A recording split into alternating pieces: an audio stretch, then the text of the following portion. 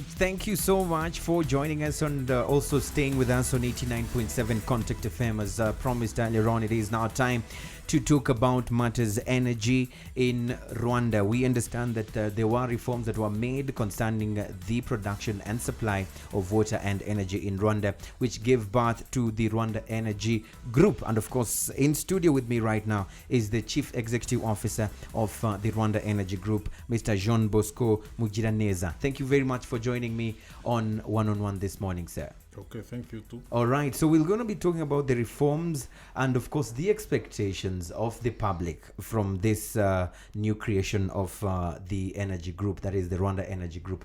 Today, as we speak, what can we tell our audience as far as these changes or these reforms are concerned? Because we have people who had expectations or still have expectations in terms of energy and that is electricity in their homes. Maybe very quickly, if you can start from there.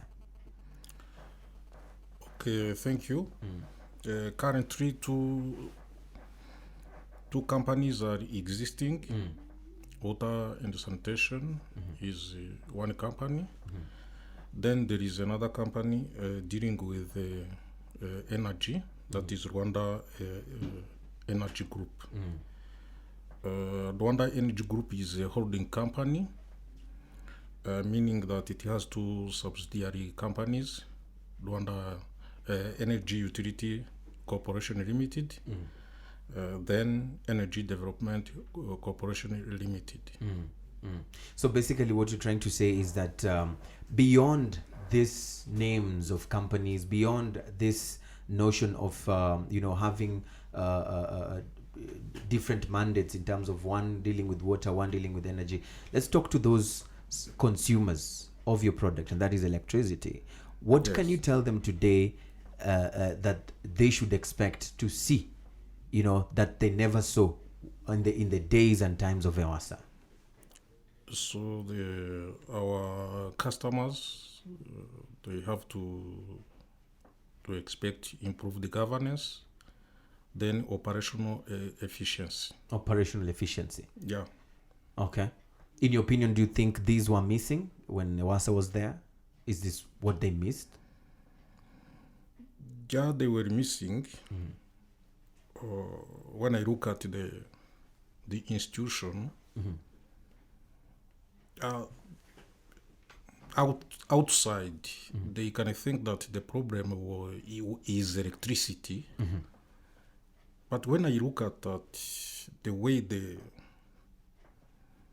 company, the institution was governed, the main problem was the governance. So management is what you're saying? Yes.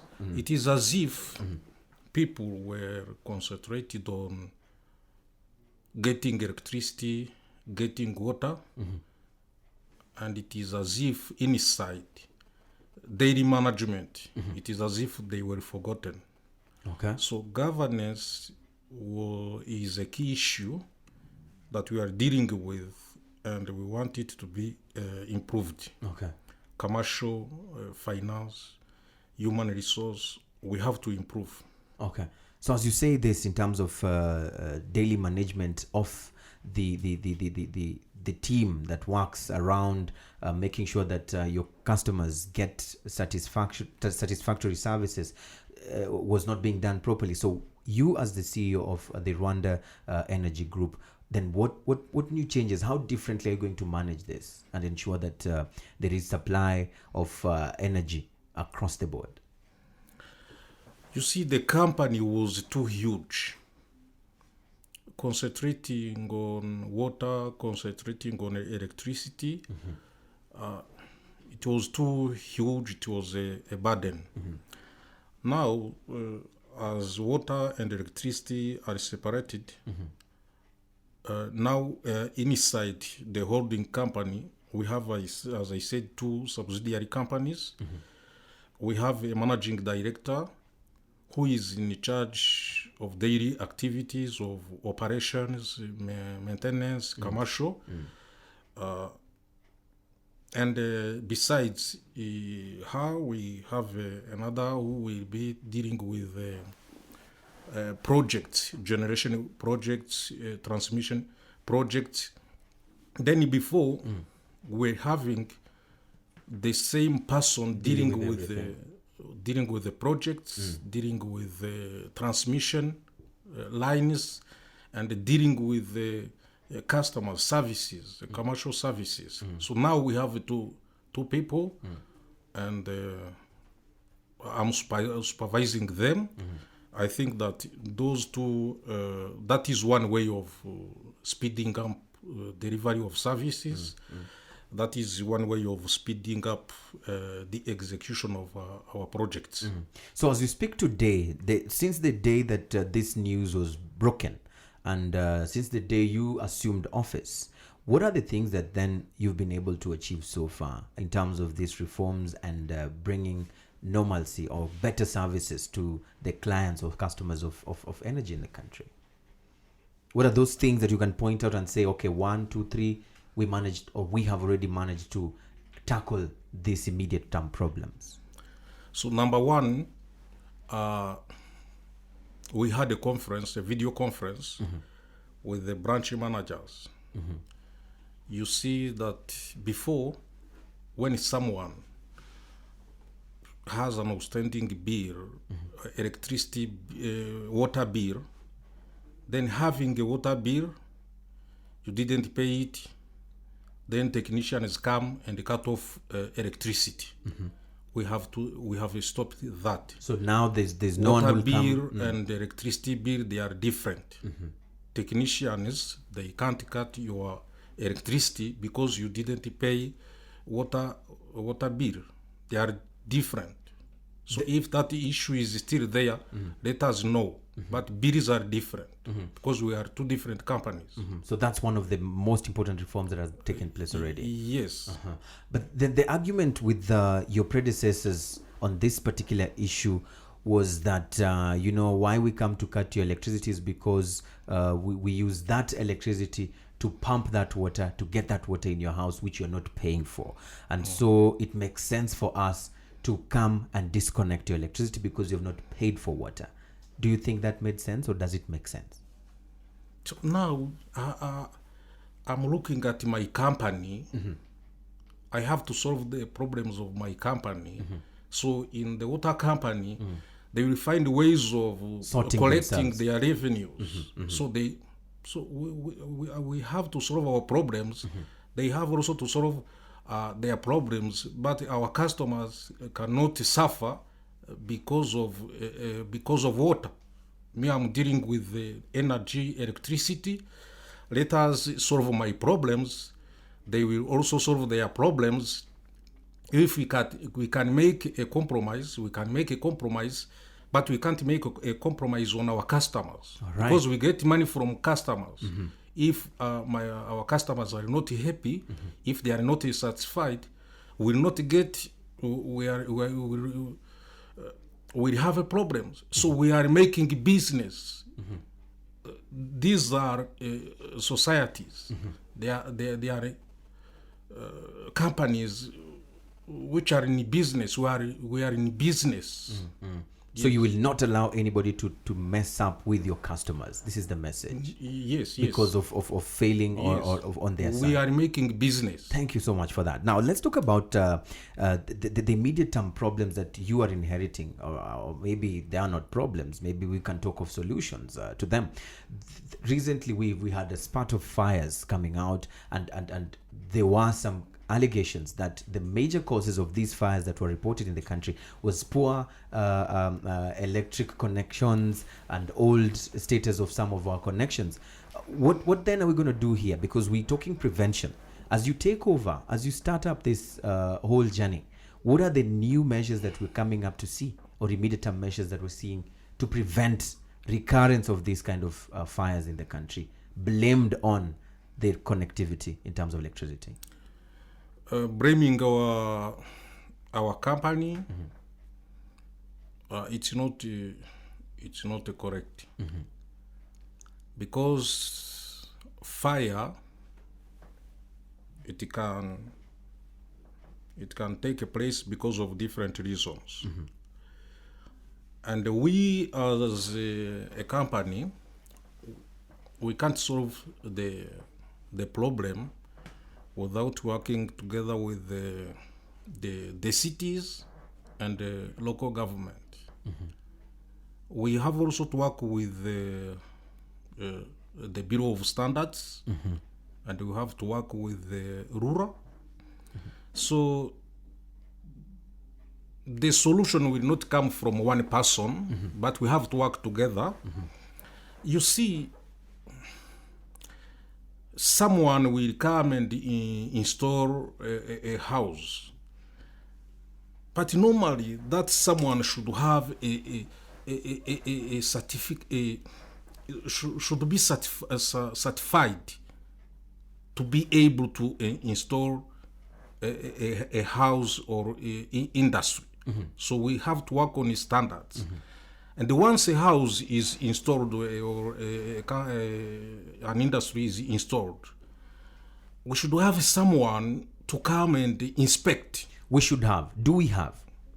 We don't have. So when are we going to have them? We have to work with the Bureau of Standards. We have to work with the rural. We have to work with the WDA. So we have to sit together and bring those standards, bring those certificates. So people should be certified. So are you trying to say that before they work on those installations? So are you saying that today someone can be able to do electric installations without having standards? Yes, that is It's what taking happens. place. Yes, It's happening. yes. And if it takes too You long, pick up someone from where he or she comes install your house, but that one should be registered somewhere that he or she is able. So we don't have it. I think we're staring at an impending danger if nothing is And done in other urgently. countries, Yes. before you occupy a house, Yes. the house should be inspected. And you get an occupational permit. Yes, it doesn't happen here. That is the main problem. Another problem is this. You have a house, then it is installed. It is a domestic installation. Then this is a living house. Then tomorrow you will see that it is a shop. It is It is transformed into even a hotel, a restaurant. Yes, that is also another issue. So do you think then, because these are responsibilities sometimes or mostly of the city of we have to work together so do you with the feel city. they're failing you in ways that probably not putting up the regulations or enforcing the regulation? Because when anything happens, of course, sometimes they'll point fingers at the people who are supplying electricity. Yeah, regulation standards, they should be there. We should that is why I was saying that we have to work with the Bureau of Standards. We have to work with the rural. We have to work with the city. We have even to work with the WDA, the one which is training technicians. Yes. So we have to work together. You can't build a house in a single day. We have all facilities. We have the will.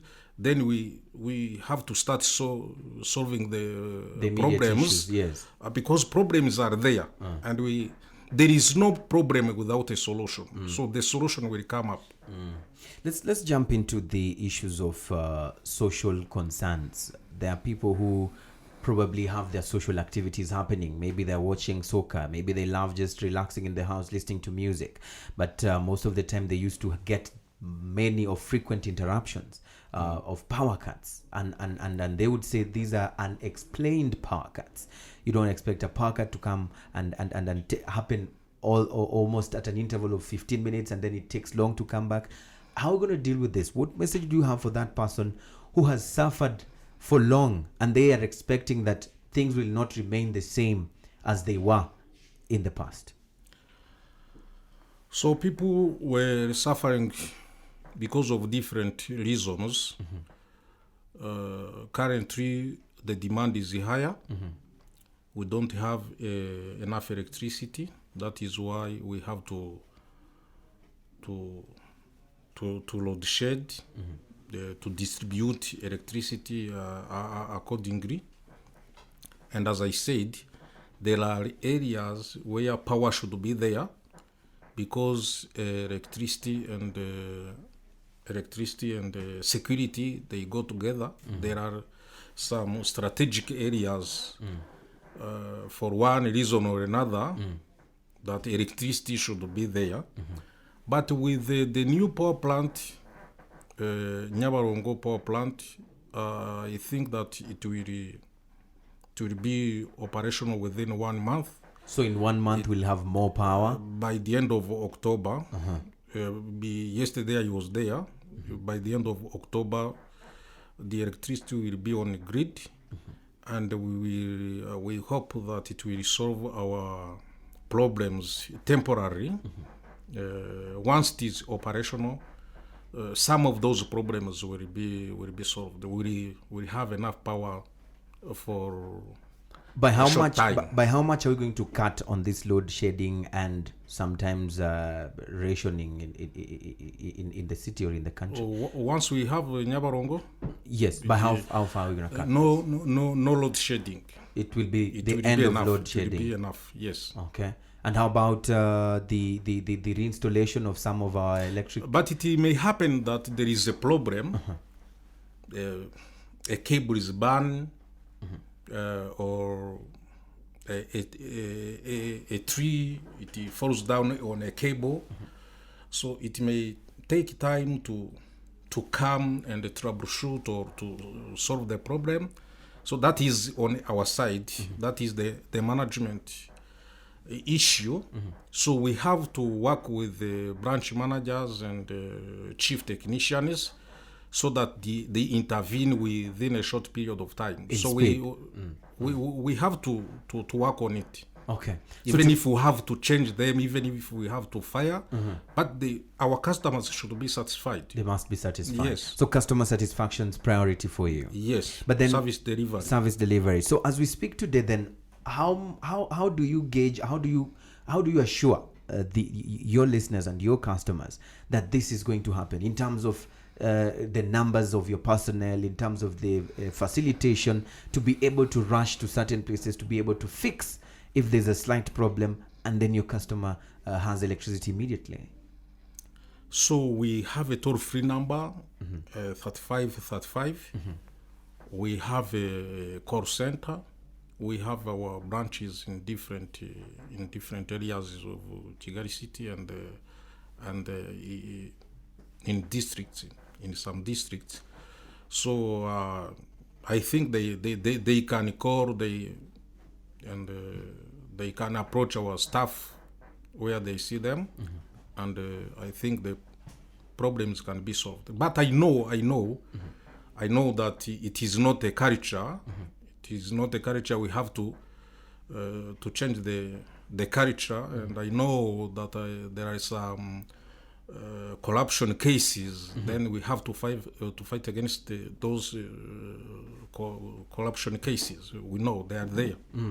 So you have It is a struggle. Some of your staff members picking some bribes here and there. It happens. It is clear from some cases. It is clear. Some people are caught. So we have to fight it. We have to fight it. Let's talk billing in terms of the cost. Our billing system is poor. The poor. Yeah. So what are we going to do about it? We have to improve it. You see, for our customers, they are like subdivided in two categories. Category number one is big customers. Those industries, yes. They are few. They are around 1,600. Then we have those small customers. Small customers are prepaid. They use prepaid meters. They pay money. They get electricity. That is not an issue. The issue is on those big customers. We are working on it. We have to install prepaid meters. We have also to bring smart meters, because we don't know if what we get, money we get, is corresponding to the electricity that they have consumed. So with those smart meters, You're able to tell. we will able we reduce losses. So when CEO, when are we going to see this happening? I mean, when are we going to see these innovations that you talk about taking place? You see, when you have a system, you apply inputs. It takes some time to get outputs.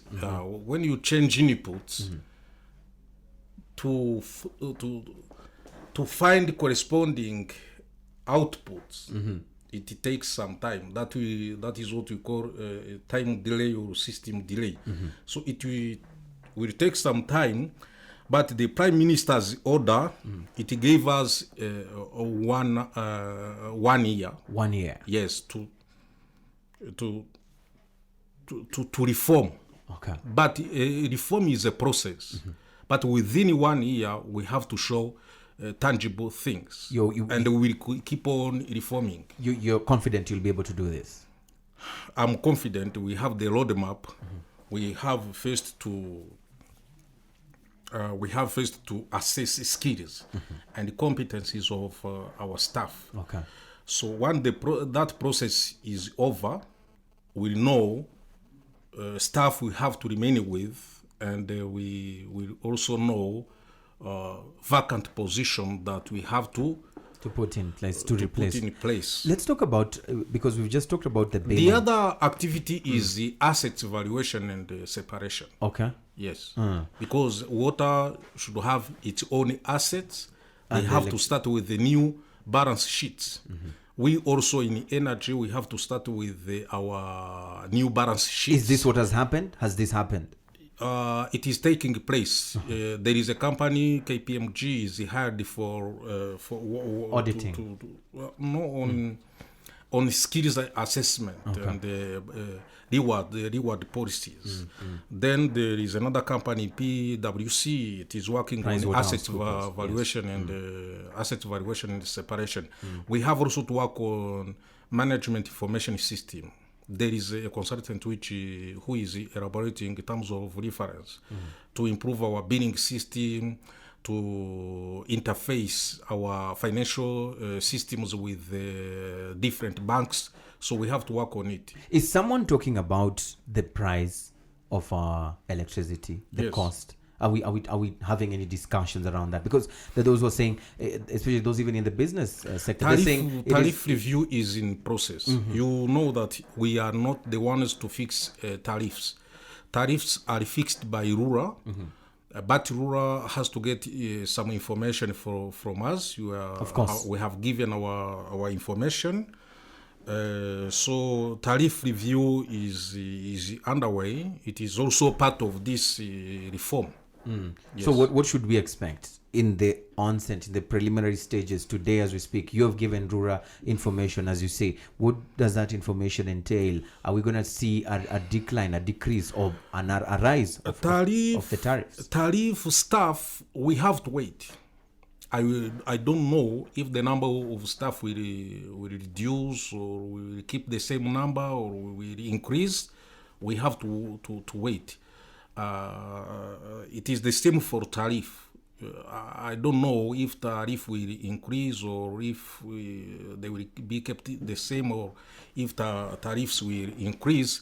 So we have to wait until we find the